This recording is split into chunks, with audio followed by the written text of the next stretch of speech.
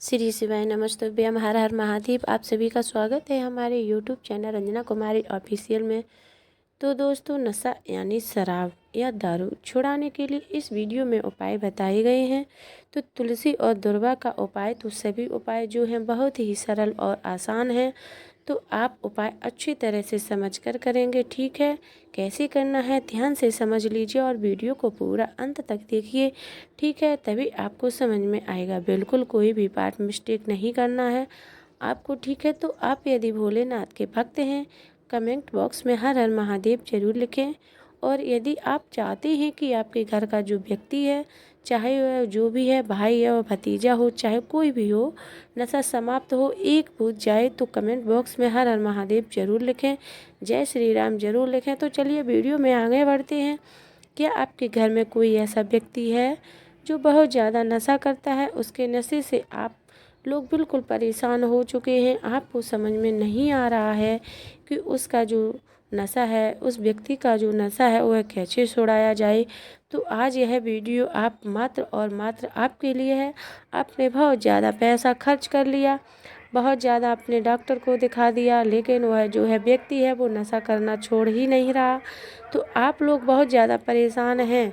तो आज का यह वीडियो मात्र और मात्र आपके लिए है।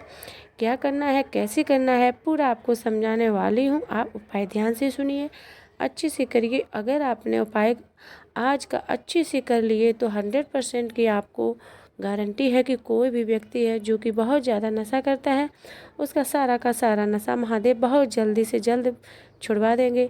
पूज्य गुरुदेव जी की जो है कथा होती है, उसमें आपको पता है कि बहुत सारे लोग पत्र के द्वारा अपनी मनोकामनाएं पूर्ण गुरुदेव तक पहुंचाते हैं। तो बहुत सारे लोगों ने जो है मनोकामना जो भी थी गुरुदेव के पास, जब गुरुदेव ने पत्र पढ़ा, बहुत सारे लोगों की ऐसी मनोकामना थी कि गुरुदेव, हमारे घर का यह जो व्यक्ति है बहुत ज़्यादा नशा करता है, कृपया करके कोई ऐसा उपाय बता दें कि हमारे घर का जो व्यक्ति है नशा करता है, उसका पूरा का पूरा नशा समाप्त हो जाए। तो गुरुदेव ने 3 से 4 उपाय बताए थे और कहा था, जाओ केवल और केवल यह उपाय कर लेना।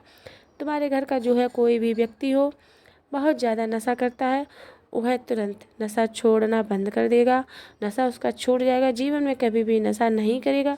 लोगों ने वह उपाय किया और 1 से 1.5 महीने के बाद गुरुदेव की कथा में वापस आए और गुरुदेव को धन्यवाद कहने लगे। और गुरुदेव, आपके द्वारा बताए गए उपाय हमने किए तो हमारे घर का जो है भी व्यक्ति था वो बिल्कुल भी नशा नहीं करता है, नशा उसका छूट गया है, बिल्कुल जो है उसका नशा है जड़ से ख़त्म हो गया है। तो अगर आप भी जानना चाहते हैं, जो लोग भी मेरी आवाज़ सुन रहे हैं, आखिर वह कौन सा उपाय है जिसको करने मात्र ही लोगों का नशा छूट जाएगा, तो आपको आज यह वीडियो मात्र और मात्र आपके लिए है। देखिए, बहुत सारे लोग ऐसे भी हैं जो गुरुदेव की कथा में बताया गया, गुरुदेव हमने भी वही उपाय किया लेकिन हमारी मनोकामना पूरी नहीं हुई।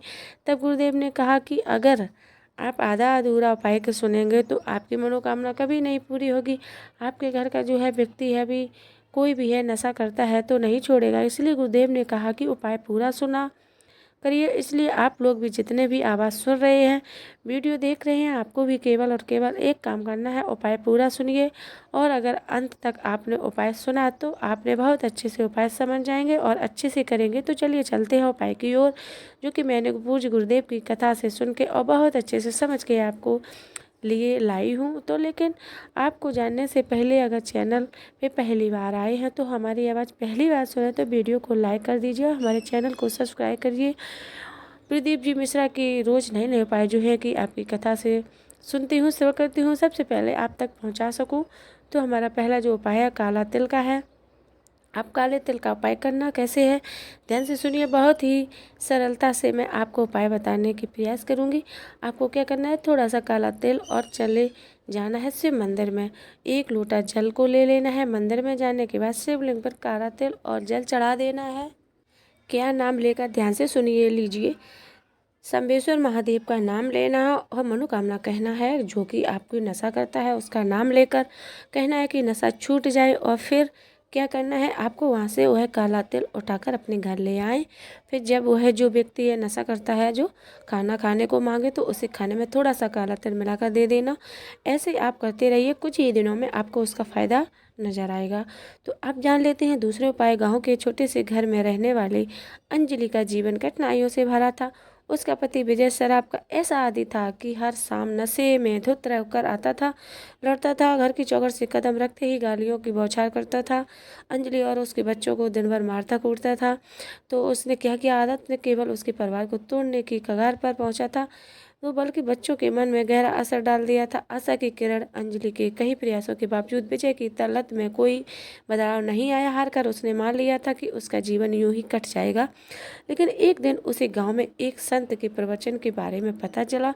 संत के शांत और सरल शब्दों से उसको भीतर एक नई उम्मीद जगाई। अंजलि ने संत से अपनी पीड़ा साझा की और सलाह दी कि अनोखा समाधान। संत ने उसे एक विशेष साधना का उपाय बताया, दुर्वा घास का महत्व। संत ने कहा, दुर्वा घास गणेश जी को अत्यंत प्रिय है। यह संयम और शक्ति का प्रतीक है। पूजा की विधि 7 दुर्वा ले और आप लाल चंदन का तिलक लगाएं। इसे गणेश जी की अर्पित करते हुए प्रार्थना कर रहे हैं, विघ्नहर्ता गणेश मेरे परिवार की बाधा को दूर करें, मेरे पति को सही राह दिखाएं। पूजा के बाद एक दुर्वा अपने पास रखें। दुर्वा का प्रसाद सुबह सुबह खाली पेट इस दुर्वा को विजय को देने की सलाह दी गई। अगर यह इसे सीधे खाने से इनकार करे तो इसे भोजन या पानी में मिलाकर दे। परिवर्तन की शुरुआत। अंजलि ने इस संत की सलाह को श्रद्धा और विश्वास के साथ अपनाया। हर सुबह वह गणेश जी की पूजा करती और दुर्वा विजय को देती। शुरुआत में कोई बदलाव नहीं दिखा, लेकिन अंजलि का विश्वास अडिग था।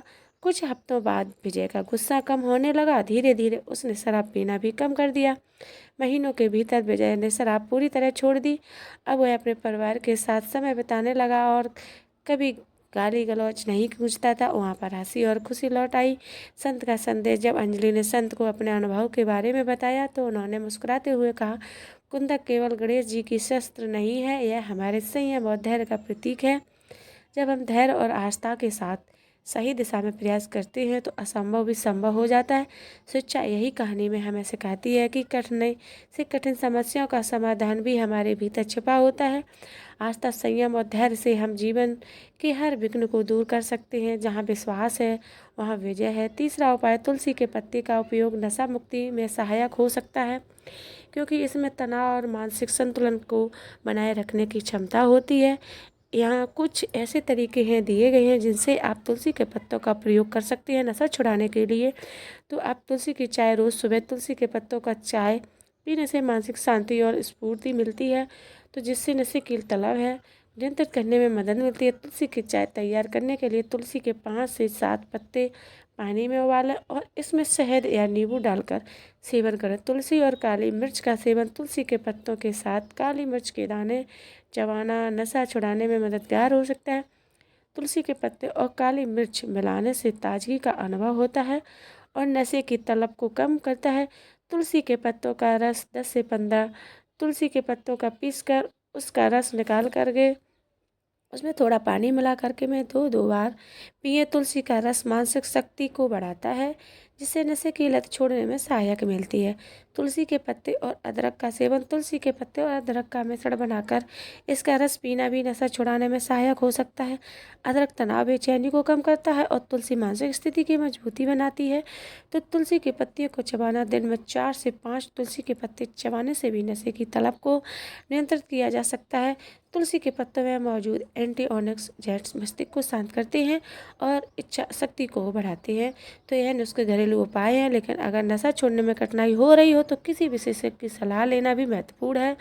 अब जान लेते हैं दूसरा उपाय, नारियल वाला। एक नारियल लेना है, उपाय करवाना है। किसके यह उपाय आपको उसी व्यक्ति से कराना है जो आपके घर का नशा बहुत ज़्यादा करता है।